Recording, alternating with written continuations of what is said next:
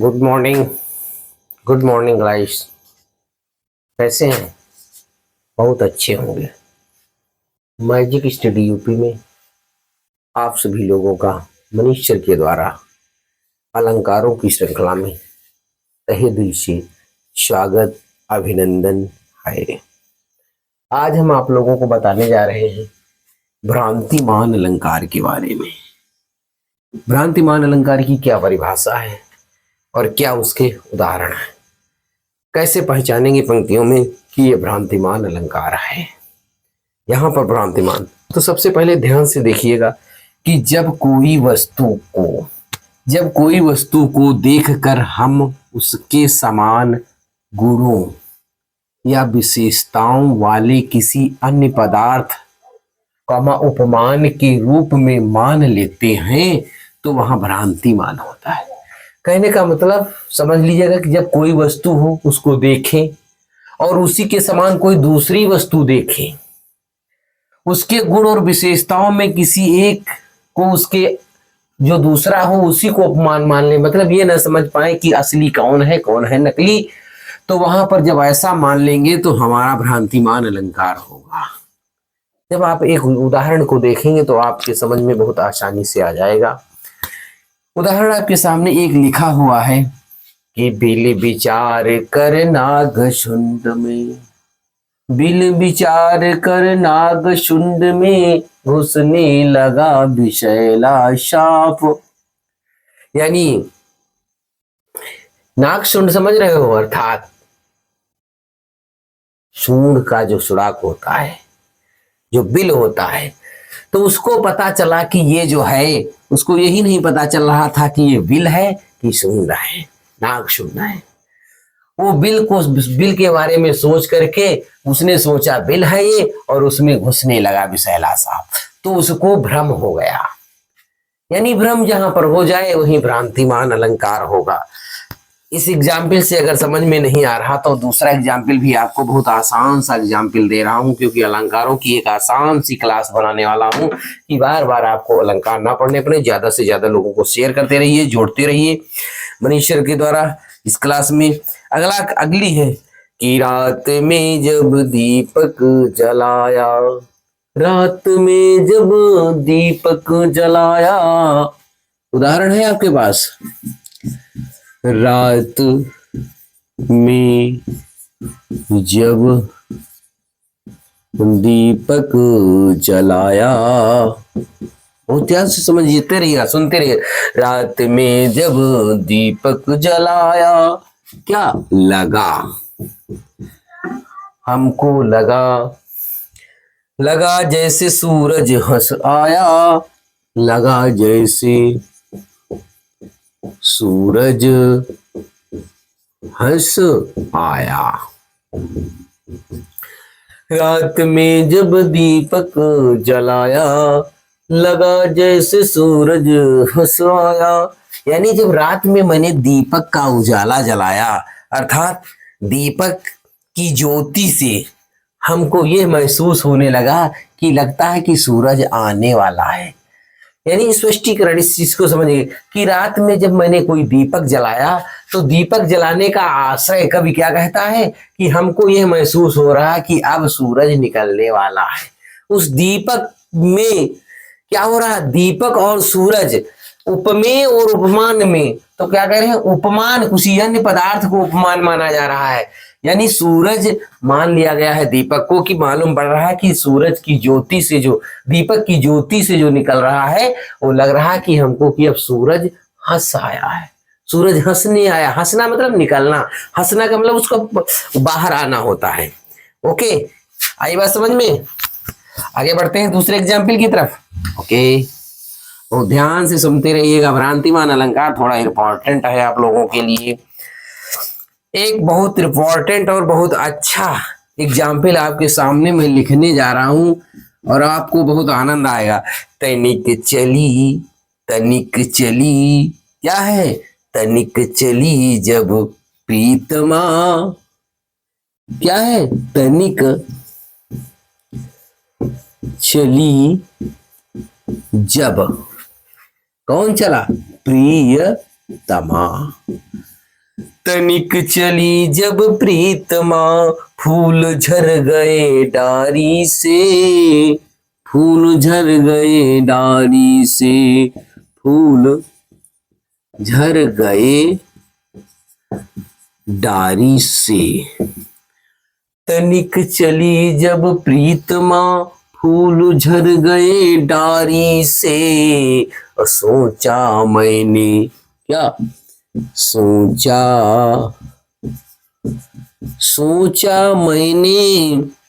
सोचा मैंने बसंत पवन फिर आई क्यारी से। सोचा मैंने बसंत पवन फिर आई क्यारी से।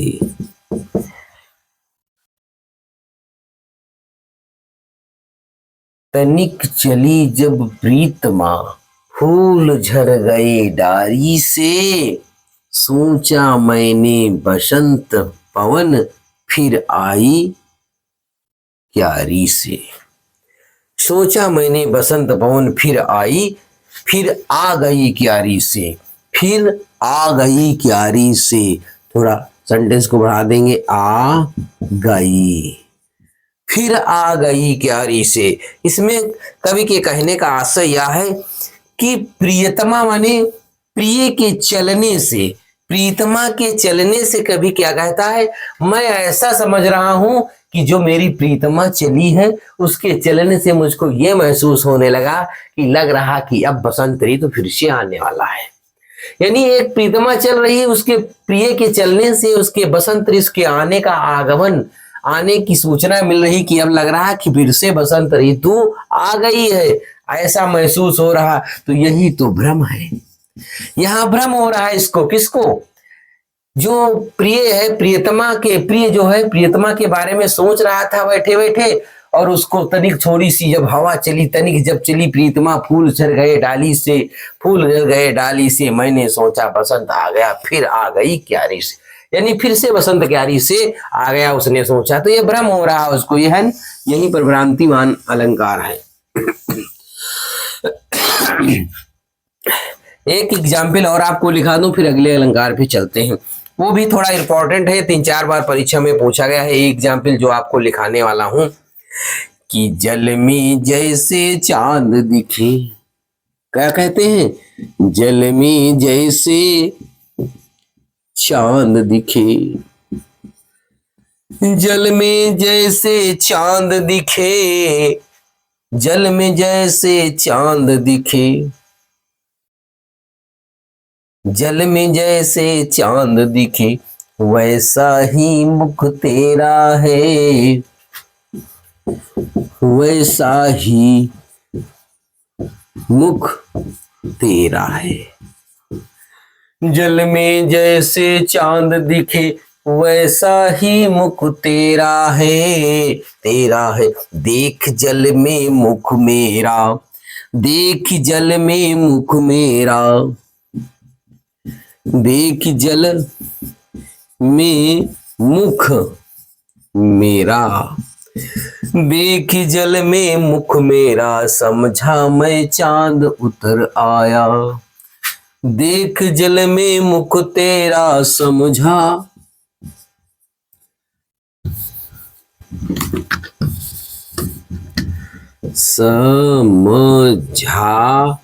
मैं चांद उतर आया। जल में जैसे चांद दिखे, वैसे ही मुख तेरा है, देख जल में, देख जल में मुख, देख जल में मुख किसका, देख जल में मुख तेरा, समझा मैं चांद उतर आया है, समझा मैं चांद उतर आया। उसके कहने का मतलब है कि जो जल होता है, जल में जैसे चांद दिखे, जल में जैसे चांद दिखे, जैसे कि जब कोई नदी या सरोवर या तालाब में भरा हुआ जल है और उसमें जैसे चांद दिखती है वैसा ही तेरा मुख दिख रहा है, जैसा चंद्रमा है जैसी चंद्रमा दिख रही है उसी प्रकार से तेरा मुख दिख रहा। देखी जल में मुख, देख जल में मुख तेरा। मैंने जब तेरा जल में मुख देखा तो मैंने समझा कि जो है, मैंने यही समझा कि चांद आज जल में उतर आया है, यानी यही तो भ्रम हो रहा है, यही तो भ्रांतिमान है अलंकार। इसी भ्रांतिमान अलंकार की मैंने 3-4 उदाहरण आपको बताए हैं। इनमें से जो आसान लगे उसको बहुत अच्छी तरीके से याद कर लीजिएगा, नोट कर लीजिएगा, क्योंकि नोट्स करने से आपको ही फायदा होगा। बार बार लिखने की जरूरत, लिखने से देखो एक बार तो सुन लीजिएगा फिर लिख लीजिएगा, लिखने से ज्यादा आसानी से याद किया जा सकता है, इसलिए लेखन करते रहिएगा। आगे बढ़ते हैं अगले अलंकार की तरफ। ओके, ये आपका भ्रांतिमान अलंकार था। अब इसके बाद आपका एक दूसरा, आज अलंकारों की अंतिम क्लास होने वाली है, उम्मीद तो यही है। इसके बाद अगर कोई अलंकार रह जाएगा तो उसको भी बता देंगे। अगला अलंकार आपका है दृष्टांत। दृष्टांत दृष्टांत दृष्टांत अलंकार। दृष्टांत अलंकार के बारे में अभी आपको बता रहे हैं आप लोग।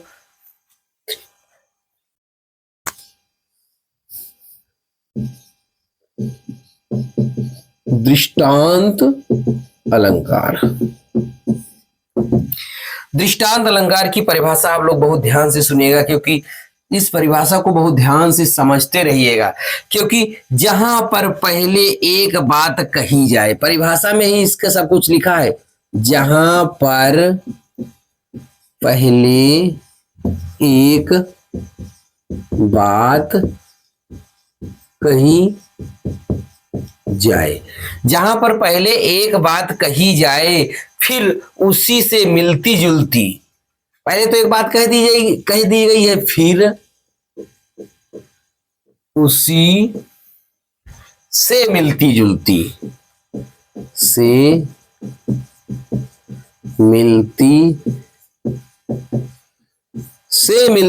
उसी से मिलती जुलती बात कही जाए, बात कही जाए। पहले तो कोई बात कही जाए कि जहां कहीं पर कोई पहले बात कही जाए फिर उसी से मिलती जुलती हुई कोई दूसरी बात कही जाए, और जो बात कही जाए तथा जो बात कही जा रही है तो उन दोनों में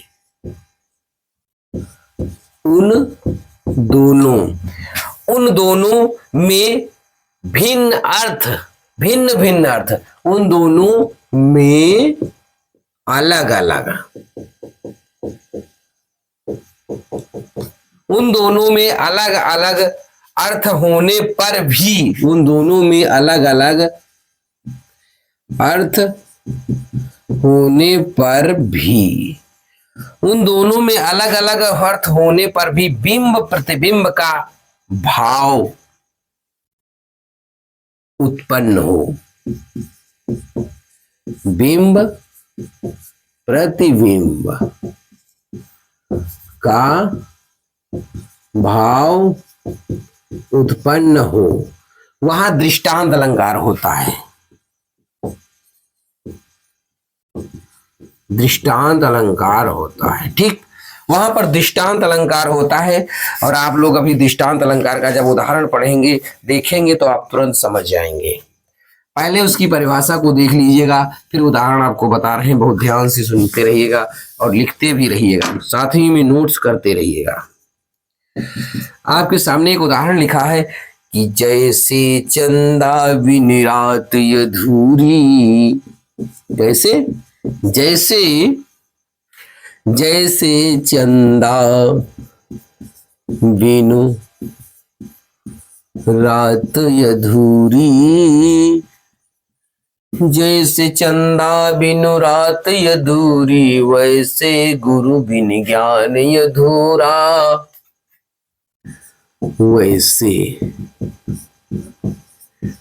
गुरु बिनु ज्ञान अधूरा।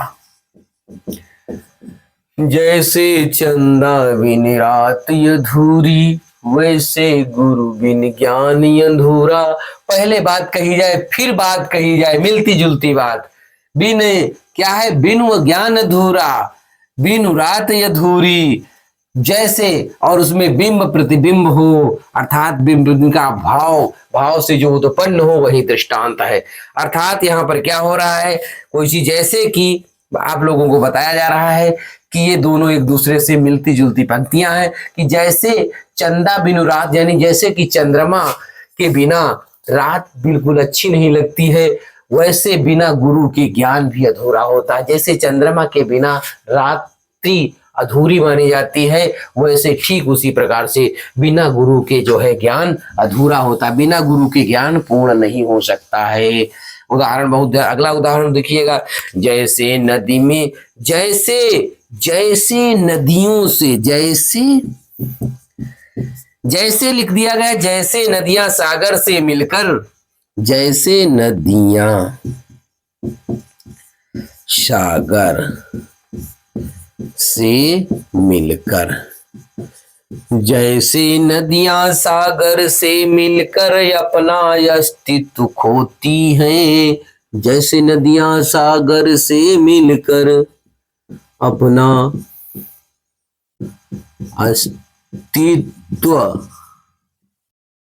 खो देती हैं, जैसे नदियां सागर से मिलकर अपना अस्तित्व खो देती हैं, वैसे ज्ञानी क्या है, वैसे ज्ञानी, वैसे ज्ञानी ईश्वर में लीन हो जाता है, वैसे ज्ञानी ईश्वर में लीन होकर सब कुछ खो देता है, सब होकर सब खो देता है, सब खो देता है। बहुत ध्यान सुनिएगा, जैसे नदियां सागर से मिलकर अपना अस्तित्व खो देती हैं, दृष्टांत अलंकार की पंक्तियां मिलती जुलती पंक्तियां होंगी, वैसे ही ईश्वर में जब कोई प्राणी लीन हो जाता है तो इस संसार से मोह माया अनेक कार्यों से अपना अनेक कार्यों में जो उसका मन इधर उधर भ्रमित होता था, उन सभी चीजों से उसका अस्तित्व वो खो देता है। अर्थात यहाँ पर दृष्टांत अलंकार है। दृष्टांत अलंकार का एक और उदाहरण बताते हैं, फिर अगले अलंकार पे आप लोगों को लेकर चलते हैं, जो आज के सेशन का लास्ट अलंकार होगा। थोड़ी देर और बने रहिएगा क्लास में और देखते जाइए अंत तक। जैसे बीज बोए बिना फसल नहीं उगती, क्या है, जैसे बीज बोए बिना,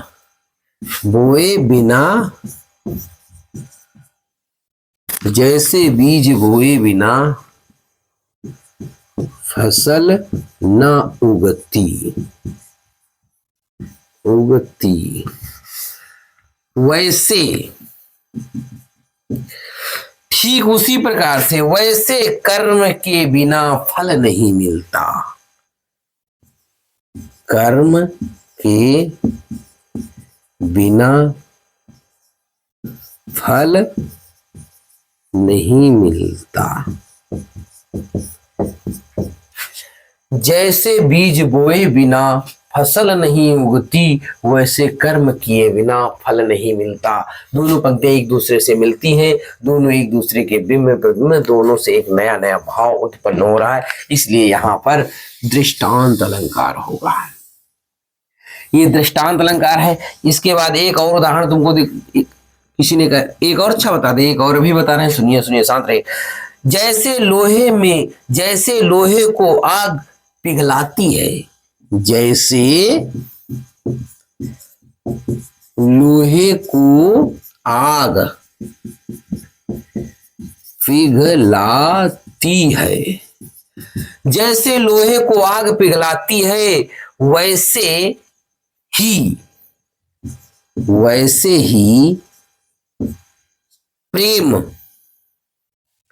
ही प्रेम से कठोर हृदय पिघल जाता है,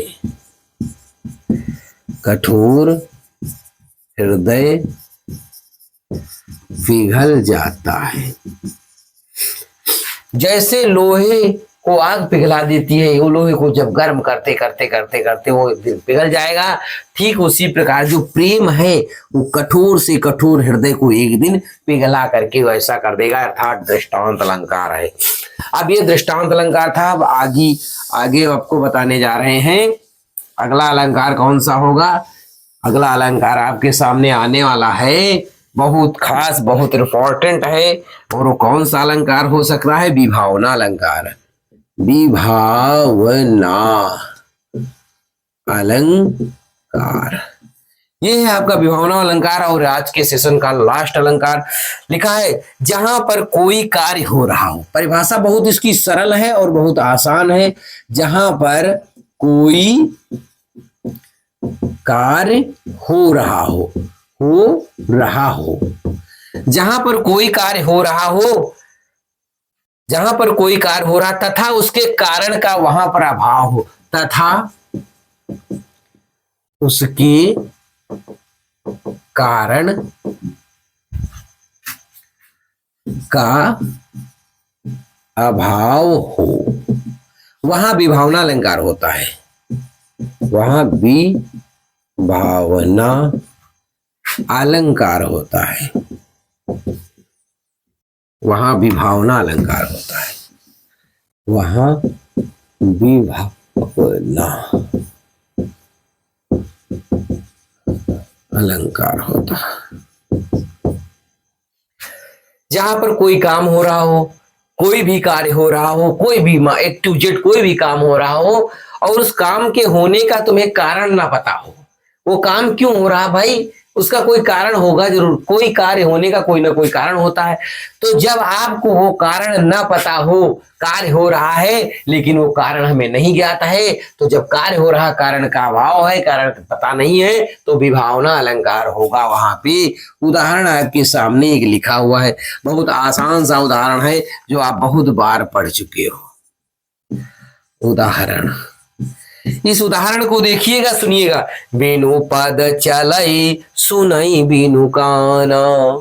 क्या कहते हैं? बिनु पद चलई सुनई बिनु काना।